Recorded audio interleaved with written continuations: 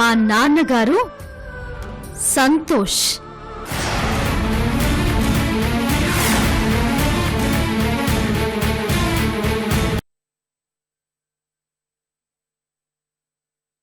ఇంకా మీకు గుర్తుకు రాలేదా డాడీ?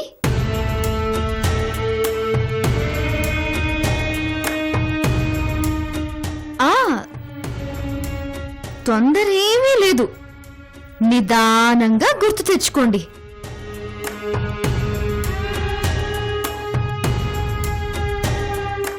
కొన్నాళ్ల పాటు ఆయన ఇక్కడే మనింట్లోనే ఉంటారు.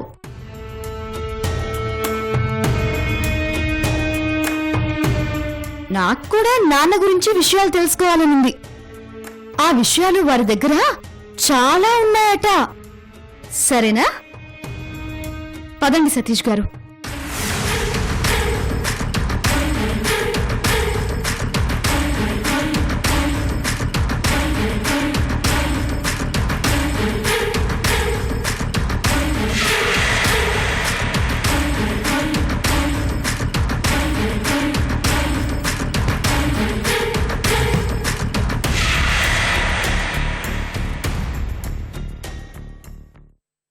నాన్నా,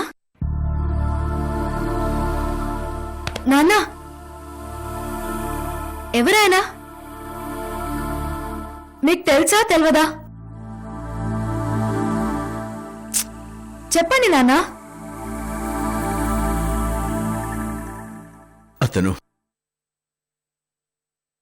అతనెవరో కాదమ్మా, ఐశ్వర్య భర్త సంతోష్.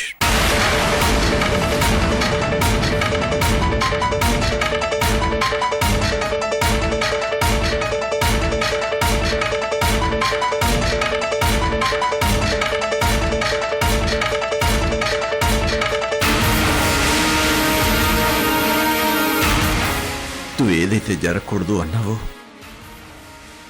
అదే జరుగుతుందమ్మా. ట్యూపుని సంతోష్ కలిశాడు.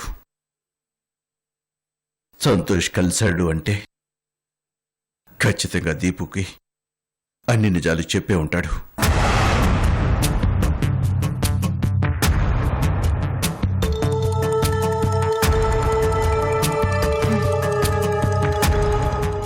నువ్వు దాని గురించి సోచాయిస్తూ మళ్ళా గుండె నొప్పి గిట్ల తెచ్చుకుంటావా ఏంది? అక్కకు మీరు చెప్పాలనుకున్న విషయం ఇప్పుడు ఆయన చెప్పాడు అనుకోండి, కథం. మీరు కోరుకున్నదే జరిగింది కదా. జర ధైర్యంగా ఉండు నాన్నా. నేనున్నా కదా, నేను చూసుకుంటా అన్నా కదా. కైలాష్తో నా పెళ్లి జరిగినా నాకేం బాధలేదు నాన్న. కానీ మీరు కోరుకున్నట్టు మన కుటుంబం అంతా సంతోషంగా ఉండాలి.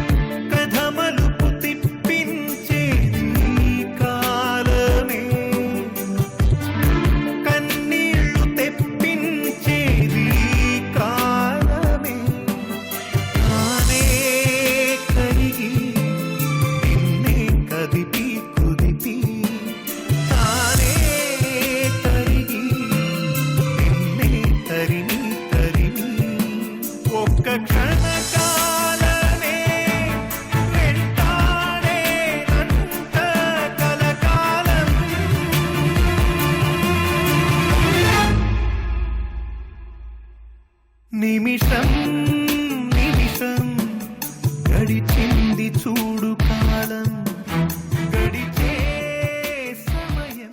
ఏమన్నా తెలిసిందా? లేదు. సరే గట్లబా.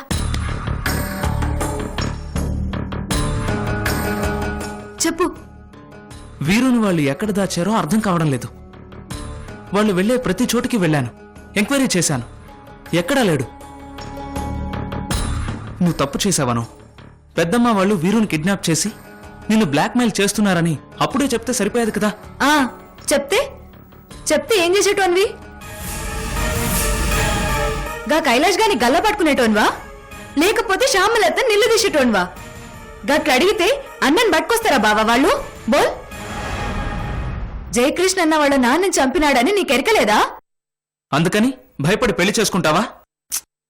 గలఫుడ్ గాని పెళ్లి చేసుకునే దాన్నైతే అన్న గురించి దేవులాడమని నిన్నెందుకు పంపిస్తా? మరిప్పుడు వీరు కనబడ్డం లేదు కదా, ఏం చేద్దాం? బావా జర సూచాయించు. అత్తగా కైలాష్ గాన్ని నాకిచ్చి పెళ్లి చేయాలని ఎందుకు అనుకుంది? ఆస్తి కోసం. గిప్పుడు నాన్నత నా ఆస్తి లేదు, వీరు అన్న కాడుంది. వీరు అన్న గతి నా పేరున రాయాలే. దీపక్క ఆస్తి ఆమెకి ఇయ్యకుండా మొత్తం ఆస్తి నా మీద రాయాలనంటే అన్నకి నాన్న మీద మస్తు కోపం రావాలే. దీపు అక్కగా సంతోష్ బాబాని తోల్కరానికి శ్యామలత చేయి బరాబర్ ఉంది. అంటే నువ్వు నిన్న చెప్పిన దీపు జన్మరహస్యం సంతోష్ గారి ద్వారా బయట పెట్టాలానా? అవు కానీ ఆ విషయం తెలిస్తే దీపుకేగా నష్టం. అవు దీపక్కకే నష్టం, కాని శ్యామలత్తకి లాభం కదా. ఆస్తి మొత్తం నాకు, నా నుంచి కైలాష్కి పోతుంది. గది ఆమె ప్లాను. ఎంత దారుణంగా ఆలోచిస్తోంది శ్యామల పెద్దమ్మ. అలాంటి దాన్ని క్షమిద్దామంటున్నావు? అరే బావా, ఇప్పుడు క్షమించడాలు వదిలేయడాలు గురించి మాట్లాడుడు కాదు. ముందు మనం చేయాల్సిన పని గురించి సోంచాయించు. ఈలోపు వీరునేదైనా చేస్తే? ఆస్తి మొత్తం నా చేతికొచ్చేదాకా అన్ననేం చేయదు. నన్ను నమ్ము. ఇంక నువ్వు అన్న గురించి దేవులాడద్దు. కానీ ఇంకో మనిషి కోసం పోయి రావాలి. ఇప్పుడు ఎవరి కోసం వెతకాలి తల్లి? ఓ మనిషి కోసానికి. ఏ మనిషి వస్తే గీడ మన బతుకులన్నీ మంచిగా అవుతాయో గా మనిషి గురించి దేవులాడాలి. అంత బిల్డప్ ఇస్తున్నావు? ఎవరా మనిషి? ఇగో గీ మనిషి. అత్త వాళ్ళ ప్లాన్ నాకు బరాబర్ సమజైంది. గా ప్లాన్ తో వాళ్ళు మనల్ని దెబ్బ కొట్టే ముందు మనమే వాళ్ళని దెబ్బ కొట్టాలి. దానికి మనకి గీ మనిషి కావాలి. మరి నువ్వు కూడా నాతో రావచ్చు కదా? నేను తాని బయటికి రాలేను. ఏ? నేను పెళ్లి కూతుర్ని కదా. నేను బయటకు వస్తే అత్తమ్మకు అనుమానం వచ్చి ప్లాన్ మొత్తం మారుస్తుంది. గందుకోసానికి ఏమంటున్నా సమజైందా బావా? గీతోపదేశం చేశావు, ఇంకా యుద్ధం చేయలేనంటే ఎలా? ఇక చూడు డ్రామా ఎంత రంజుగా ఉంటుందో.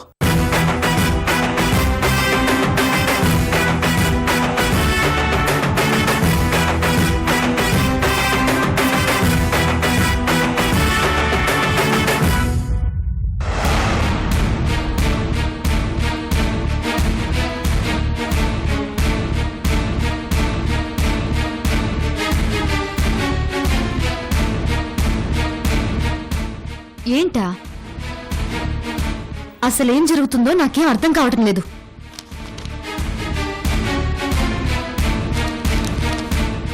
నాకు అర్థమైంది. డీటెయిల్స్ అక్కర్లా, నేను వస్తున్నా.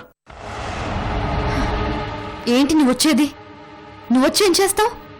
This is my personal problem. నీకేం ప్రాబ్లం రా? వాళ్ళు ఎక్కడికి పోతున్నారో జస్ట్ కనిపెట్టి చెప్పు చాలు. అక్కడ వీరు ఉన్నాడా లేదా అనేది నా ప్రాబ్లం, సరేనా? నేను వస్తున్నా, పెట్టి. నేను మళ్ళీ చేస్తాను. ఎక్కడికి? నీకు అనవసరం. నాకు అనవసరమైనవి నువ్వు చాలా చేస్తున్నావు, అందుకే అడుగుతున్నా. చెప్పు, ఎక్కడికి? ఆ అను ఏదైనా పని చెప్పిందా? అంత హైరానా పడిపోతున్నావు?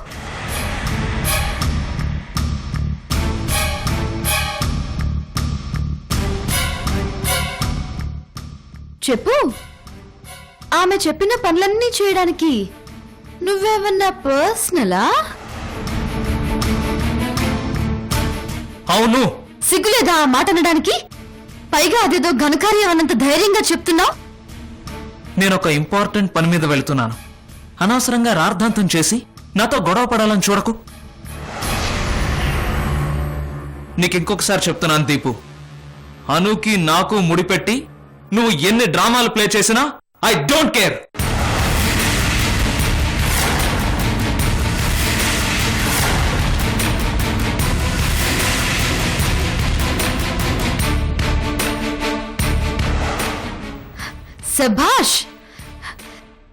తనతోనే కాపురం కూడా చేస్తావా?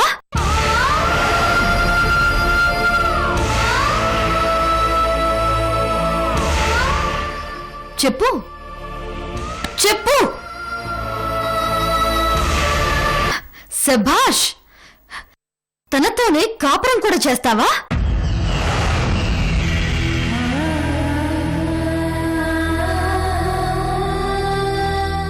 చెప్పు చెప్పు. తన మాటే వింటున్నా, తను చెప్పిన పనే చేస్తున్నా. తనెక్కడికి వెళ్ళమంటే అక్కడికి వెళ్తున్నా, తనతోనే ఉంటానంటున్నా. కాపురం కూడా తనతోనే చేస్తానని చెప్పు.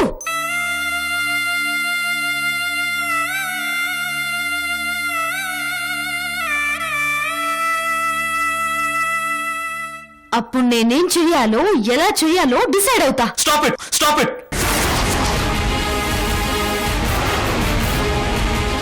నీకేమైనా పిచ్చా? ఇప్పుడున్న పరిస్థితుల్లో నువ్వు ఇలాగైనా మాట్లాడేది? ఏంటా పరిస్థితులు? ఏంటా పరిస్థితులు?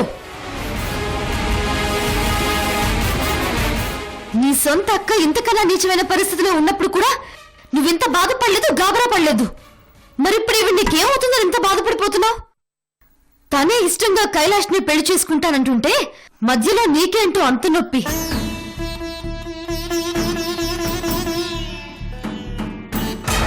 నీ పిచ్చి పరాకాష్ఠకి చేరింది. ఇప్పుడు నీ ప్రశ్నలకు సమాధానాలు ఇచ్చుకుంటూ కూర్చునే పరిస్థితిలో మేము లేము. నేను వెళుతున్నా, నువ్వు నీ ఇష్టం వచ్చింది చేసుకో. అదే నీ నిర్ణయం అయితే మరి నన్నెందుకు పెళ్ళాడు? నా జీవితం ఎందుకు నాశనం చేశావు? దాని మీద అంత మోసున్నప్పుడు దాంతోనే ఊరేగలేకపోయావా? చిచి,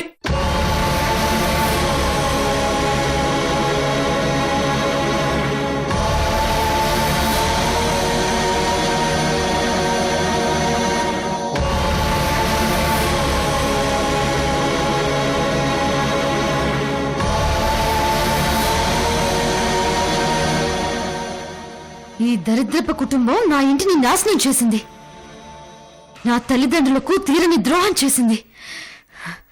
ఇప్పుడు నా భర్తను కూడా నాకు కాకుండా చేస్తే చేతులు ముడుచుకుని కూర్చుంటాననుకోవద్దు. నేను చావడానికి మాత్రమే కాదు, చంపడానికి కూడా వెనుకాడను.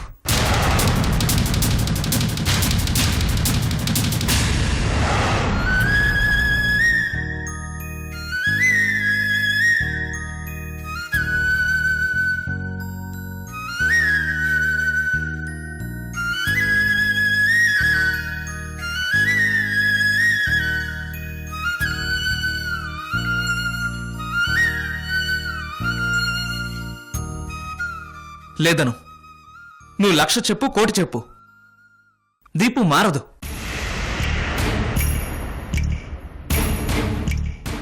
తన మెంటాలిటీ, ఉద్దేశం మారవు. అరే, ఇంత చెప్తున్నా తనకు అనుమానం తీరడం లేదు. ఇంకేం చేయమంటావు చెప్పు. సచ్ముచ్ చెప్పాలనా బావా? తప్పు నీదే. అవు, బరాబర్ నీదే.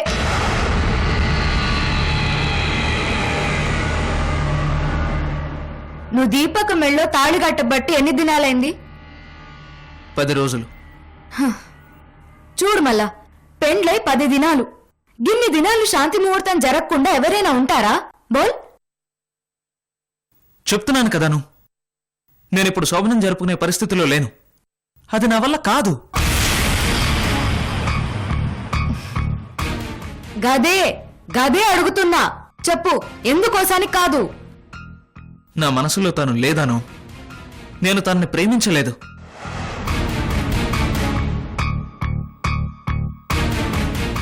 ఆ విషయం దీపుకి, మావయ్యకి కూడా చెప్పాను. అన్నీ తెలిసి బలవంతంగా నాతో మెళ్ళలో తాళి కట్టించుకుంది.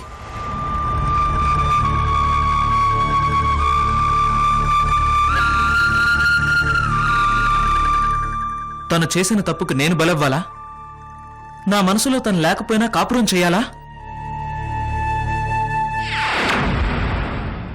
బలవంతంగా తాళి కట్టించుకున్నది ఆవిడ, తప్పు చేసింది ఆవిడ. శిక్ష నేను అనుభవించాలా?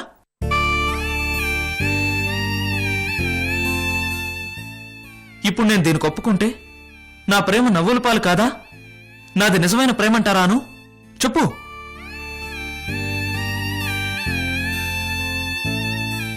నిన్ను బాధ పెట్టడానికో, ఈ విషయం చెప్పి నీ జాలి సింపతి సంపాదించడానికో నేను ఈ విషయం చెప్పడం లేదు. నా మనసులో 10 రోజులుగా నలుగుతున్న విషయాన్ని నీతో పంచుకుంటున్నాను.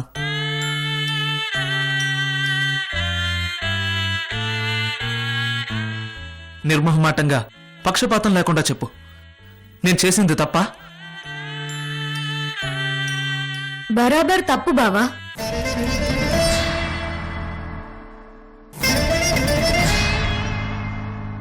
అవు బావా, ఒక్కసారి మెడలో పుస్తలు కడితే ఖతం. గది మనం వేసేడు బంధం కాదు బావా, గా దేవుడు వేసేటి బంధం. నువ్వు మనసు పడి కట్టినావో, మనసులేక కట్టినావో తీ. నువ్వామెకేమైతావు, ఆమె నీకేమైతుంది? నువ్వు అదే మాట, దీపు అదే మాట. ఇద్దరూ కూడబలుక్కున్నారా? బావా, ఒక ముచ్చట చెప్పనా? దునియాల 150 మందికి ప్రేమించినోళ్లతో పెళ్లి కాదు. అస్వంటోళ్లంతా నీలెక్క సొంచాయిస్తే కాపురాలుంటాయా, కుటుంబాలు మిగులుతాయా? బోల్.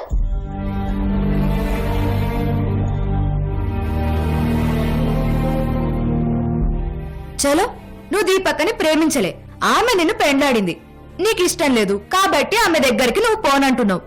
అస్వంటప్పుడు నువ్వు నన్ను పెళ్లి చేసుకున్నా నాకు నీ మీద ప్రేమ లేదు కదా. అప్పుడు నేను నీ తానికి రాకుండా తప్పించుకుని తిరగాలి, గంతే కదా. నేను ఇంకొకరిని ప్రేమిస్తా, వాడేం చెయ్యాలి? అక్కని అర్థం చేసుకో బావా, తనది ప్రేమే కాని ద్వేషం కాదు. అక్క నేను ప్రేమించినంత గనం మీ అమ్మ నాన్న ఉన్నా ప్రేమించేటోళ్ళు కాదు.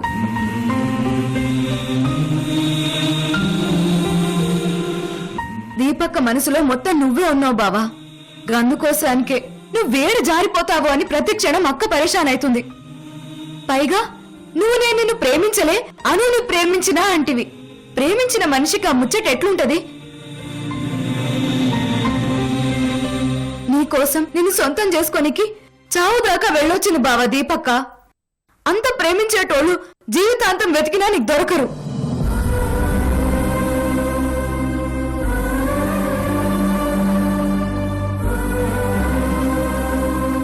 అవు బావా, దీపక్క పిచ్చిది, ప్రేమ పిచ్చిది.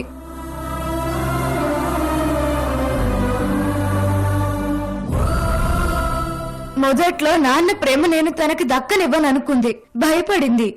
దానికిప్పుడు నువ్వు చేసిన పని తందాన తానా అన్నట్టుంది.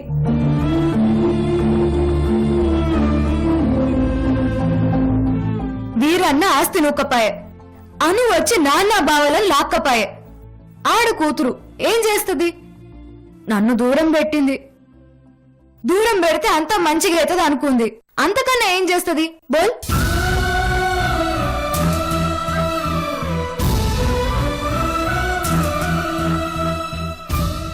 ఇగో ఒక ముచ్చట చెప్తా, దిల్చే ఇను. ఆడదాని గామాత్రం స్వార్థం ఉండాలే. ఉండకుంటే ఇండ్లు నిలుస్తాయా? మీ మగాళ్ళు మిగులుతారా? కుటుంబాలు సక్కంగా ఉంటాయా? పాగల్గా లెక్క సోల్చేస్తావేందయ్యా? చల్. అంటే నీకు దీపు మీద కోపం లేదా? అస్సలు లేదు. అక్క స్థానంలో నేనున్నా గిట్లనే చేసేదాన్ని. లేలేలే, అక్క కన్నా ఎక్కువే చేసేదాన్ని. నిన్ను వంగబెట్టి గుద్ది గుద్ది చంపేదాన్ని. ఎరికెనా? ఏ జన్మలో ఎంత తపస్సు చేస్తావో గింత ప్రేమించేటోడు దొరికిండ్రు. నా మాట విని దీపక్క ప్రేమను అర్థం చేసుకో బావా. అక్కని మనస్ఫూర్తిగా ఎలుకో. ఏమంటున్నా?